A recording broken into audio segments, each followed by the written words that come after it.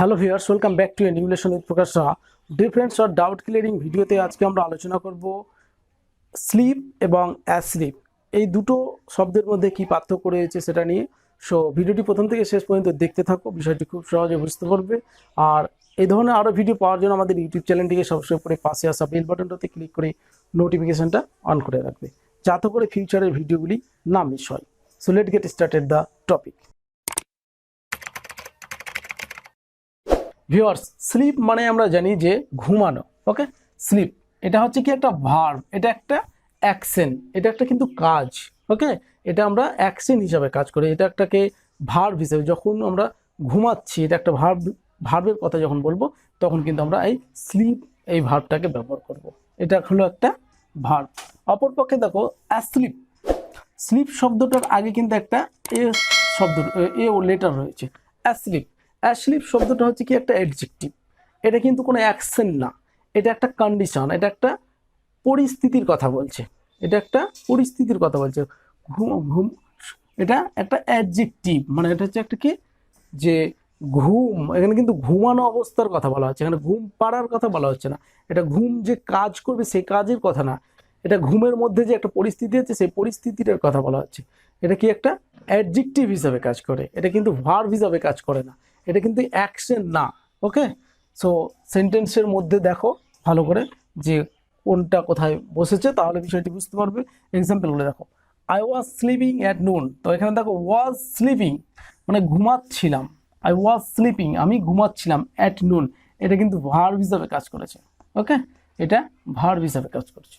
অপরপক্ষে দেখো I was asleep at noon, তাহলে এখানে যেটা রয়েছে এটা কিন্তু অ্যাডজেক্টিভ হিসেবে কাজ করছে, কারণ এটার ভার্ব না, এটা ঘুমের অবস্থাকে বোঝানো হচ্ছে যে আই ওয়াজ অ্যাসলিপ আমি ঘুমিয়েছিলাম, অ্যাট নুন দুপুরে, আমি দুপুরে ঘুমিয়েছিলাম, এটা কিন্তু অবস্থাকে বোঝাচ্ছে, এটা একটা অবস্থাকে কন্ডিশনকে বোঝাচ্ছে, এটা একটা কন্ডিশনকে বোঝাচ্ছে, মানে ঘুমের যে অবস্থাতে ছিল সেই ঘুমের অবস্থার কথাটা বলা হচ্ছে যে আমি দুপুরে ঘুমিয়েছিলাম, মানে ঘুম অবস্থাতে ছিলাম, এরকম।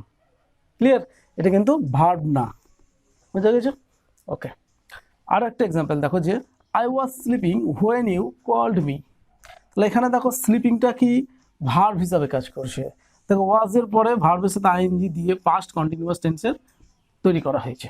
তাহলে আই ওয়াজ স্লিপিং আমি ঘুমাচ্ছিলাম, হোয়েন ইউ কল্ড মি যখন তুমি আমাকে ডেকেছিলে, তুমি আমাদের বাড়িতে এসে হয়তো ডেকেছিলে আমাকে, তখন আমি কি ঘুমাচ্ছিলাম, আমার তখন ঘুমের এটা কিন্তু কাজ চলছিল, এটা একটা অ্যাকশন চলছিল, ঘুম চলছিল তখন।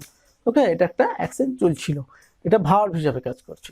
অপরপক্ষে দেখো I was asleep when you called me, না তুমি আমাদের বাড়ি এসেছিলে দিয়ে আমাকে নাম ধরে বারবার ডেকেছিলে, তাহলে এখানে হচ্ছে যে এই হোয়েন ইউ কল্ড মি যখন তুমি আমাকে ডেকেছিলে, আই ওয়াজ অ্যাসলিপ আমি ঘুমিয়েছিলাম, মানে আমি ঘুমের মধ্যে ছিলাম, ঘুম অবস্থাতে ছিলাম, আমি ঘুমাচ্ছিলাম না, আমি এটা বলছি না, আমি কাজ করার কথা বলছি না, ঘুমানো কাজ করাটার কথা বলছি না, ঘুমের অবস্থাটার কথা বলা হচ্ছে, তাই এটা একটা অ্যাডজেক্টিভ।